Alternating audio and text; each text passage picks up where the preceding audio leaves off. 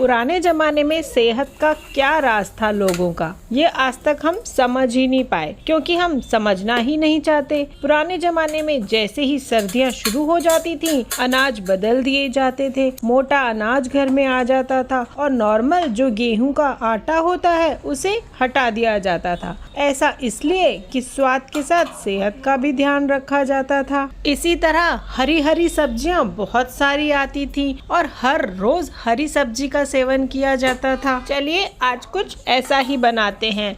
मैंने ली है आधा किलो पालक, जिसको 5 से 6 पानी में मैंने धोकर छोटा छोटा काट लिया था। मैंने कुकर को गैस पे रखा है, उसमें मैंने डाली है अपनी पालक। उसमें मैं डाल रही हूँ लगभग 3 मीडियम साइज के प्याज को मैंने छोटा छोटा कट कर लिया है। ध्यान रखें, हमें इसको मिक्सी में नहीं पीसना है, इसलिए हम छोटा छोटा ही प्याज कट करेंगे। उसके बाद मैं इसमें डाल रही हूँ लगभग 1/4 कप पानी। ऐसा करने से नीचे से कुकर में कुछ लगेगा नहीं। बाकी तो पालक और प्याज दोनों में बहुत सारा पानी है, इसलिए वो अपने आप बॉईल हो जाएंगे। मैं इसको 2 सीटी लगाकर 5 मिनट लो फ्लेम पर रख दूंगी और उसके बाद गैस को मैं बंद कर लूंगी। मैं 3 से 4 टमाटर ले रही हूँ, जिनको मैं बड़ा बड़ा कट कर रही हूँ।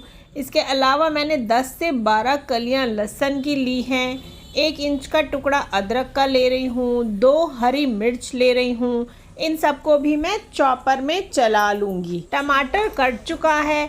लहसुन और अदरक के साथ ही मैं हरी मिर्च को भी डाल दूँगी। अदरक का भी बड़ा है टुकड़ा, तो मैं इसके भी छोटे छोटे टुकड़े कर लूँगी ताकि चॉपर में ज़्यादा दिक्कत नहीं आए। वैसे तो आप मिक्सी में भी पीस सकते हैं, लेकिन चॉपर में जो दरदरा सा चॉप होता है ना, उसका स्वाद अलग ही आता है इस पालक की सब्जी में। ये मैं सिंधी स्टाइल ऐसी पालक की सब्जी बना रही हूँ।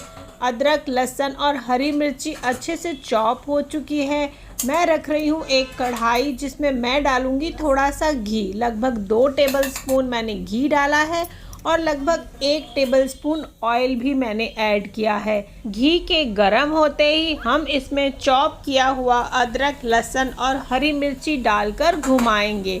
हम इनको अच्छे से सौते करेंगे, लगभग गोल्डन हो जाए तब तक हमें इसको सौते करना है। इसके अलावा मैं चॉपर में ही टमाटर को भी चला लूँगी। मैं हर वीडियो में आपको बोलती हूँ कि खाना बनाते समय अगर हम भगवान का नाम लेते हुए खाना बनाएंगे तो खाना अपने आप स्वादिष्ट बनता है। मेरी मम्मी ने मुझे हमेशा सिखाया है, खाना बनाते समय हम लोग सिंधी लोग ये बोलते हैं, मुंजो हथ तुंजो जस। मतलब इसका ये है कि माता अन्नपूर्णा, मैं इन हाथों से खाना बना रही हूँ, लेकिन स्वाद डालना आपका काम है इसमें। अदरक लहसुन अच्छे से भुन चुके हैं। मैं डाल रही हूँ स्वाद के अनुसार नमक, लगभग 1.5 चम्मच लाल मिर्ची और 1.5 चम्मच धनिया का पाउडर, चुटकी भर हल्दी ऐड कर रही हूँ मैं। ज़्यादा हल्दी इसमें नहीं जाएगी। इसके अलावा मैं इसमें और कोई मसाले नहीं डालूँगी। फिर भी आप देखेंगे कि इसका स्वाद बहुत ही डिलीशियस होगा। मैंने टमाटर भी ऐड कर दिया है। अब हम अच्छे से टमाटर के पानी के सूखने तक इसको भूनेंगे। पालक को भी 2 सीटी लग चुकी है। गैस मैंने बंद कर दी है। अब मैं पालक को भी चेक कर लूँगी, लेकिन पालक को जब तक पूरा का पूरा जो प्रेशर है इसके अंदर वो निकल जाए तभी खोलना है। ये देखिए, कुकर की सीटी में से मैंने हवा चेक करी, निकल चुकी है। अब मैंने कुकर को खोला है।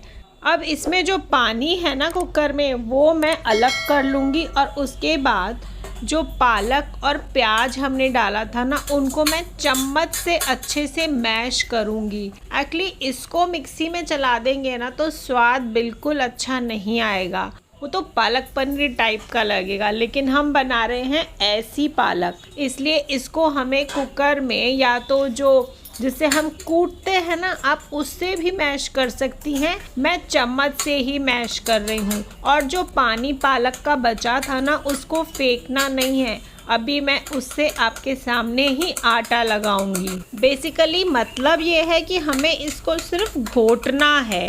पालक और प्याज अच्छे से मैश हो चुके हैं। आप देख रहे हैं ना, आपस में मिलजुल चुके हैं। अब इस घुटी हुई पालक को हमने जो मसाला तैयार किया है उसमें डाल देंगे। उसके बाद हम पालक के साथ इस मसाले को मिक्स करेंगे और अच्छी तरीके से भूनेंगे। वैसे तो पालक में और बाजरा की रोटी में बहुत सारा घी डलता है, पर मैं हेल्थ कॉन्शियस होने की वजह से दोनों में कम ही घी का इस्तेमाल करूंगी। अगर आप भी हेल्थ कॉन्शियस हैं मेरी तरह, तो आप इसे गिल्ट फील किए बिना अच्छे से एंजॉय कर सकते हैं। पालक अच्छे से भुन चुकी है। मैं इसको ढक्कन लगाकर लगभग 5 से 7 मिनट लो फ्लेम पर रखूंगी। मैंने लिया है 1 कप बाजरे का आटा, थोड़ा सा नमक डाला है और वो जो पालक का पानी बचा था ना, गर्म पानी, उससे मैं गूंद रही हूँ।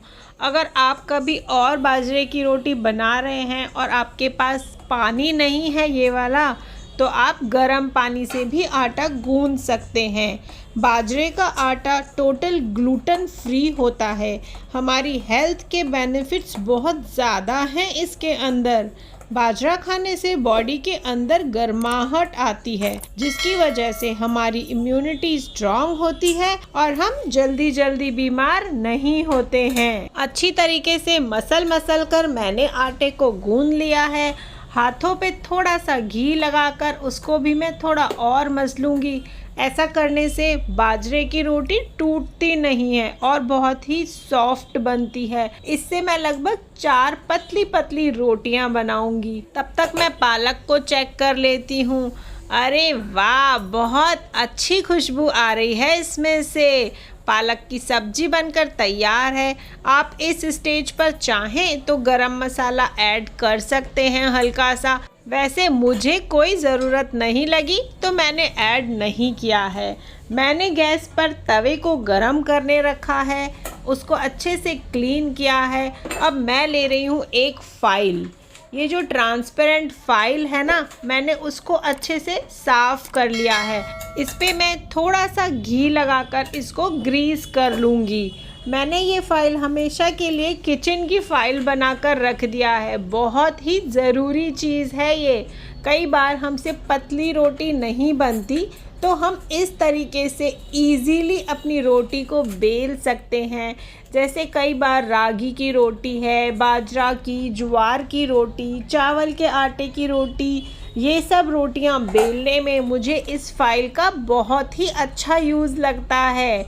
देखिए, बिल्कुल गेहूं की रोटी के जैसी पतली पतली रोटी बिलकर तैयार हुई है। मैं थोड़े से कद्दू के बीज यानी कि पंपकिन सीड्स इस पे लगा रही हूँ। थोड़ा सा हरा धनिया लगाकर इस फाइल को बंद करके एक बार और बेल लूँगी। तवा गरम हो चुका है, थोड़ा सा घी का छींटा लगाया है मैंने और उसके ऊपर मैं इस रोटी को डाल दूँगी। ध्यान रहे, तवा गरम होगा तभी ये रोटी अच्छी बनेगी। इसी तरीके से मैं बाकी की रोटियां भी तैयार कर लूँगी।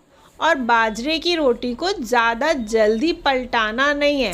अच्छे तरीके से एक तरफ से वो सेक जाए, हमें उसके बाद ही दूसरी तरफ टर्न करना होता है। मैं जब भी ये रेसिपी घर पर बनाती हूँ ना, तो सब बहुत हैप्पी हो जाते हैं और 2 की जगह 4 रोटी खा जाते हैं। मैंने दूसरी रोटी को भी बेल कर तैयार कर लिया है। इतने में मेरी पहली रोटी सिक चुकी है। अब मैं इसको पलट लूँगी। अब अगर आप चाहें तो पूरी रोटी तवे पर सेक सकते हैं। मैं इसको अब थोड़ा सा गैस पर सेकूँगी। एक्चुअली गैस पर सेकने से थोड़ा सा स्मोकी फ्लेवर आ जाता है, तो इसका स्वाद भी डबल हो जाता है। क्यों, सही है ना? ये देखिए, झटपट हमारी रोटी बनकर तैयार हो गई।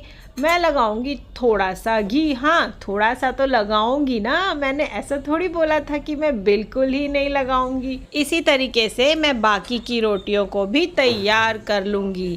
ये देखिए, आपको मेरी ये बाजरा की रोटी और पालक का साग की रेसिपी कैसी लगी, मुझे कमेंट करके ज़रूर बताइए।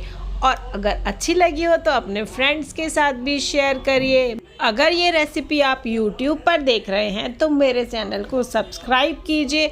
अगर आप Facebook पर देख रहे हैं तो मेरे पेज को फॉलो करना ना भूलिए। मैंने साथ ही में प्याज रखा है, लच्छा में काटा है, इसमें थोड़ा सा नमक और हरा धनिया, थोड़ा सा नींबू डाला है, दही रखी है और ये हमारा शानदार लंच बनकर तैयार है। Happy cooking. अरे वाह, यम्मी।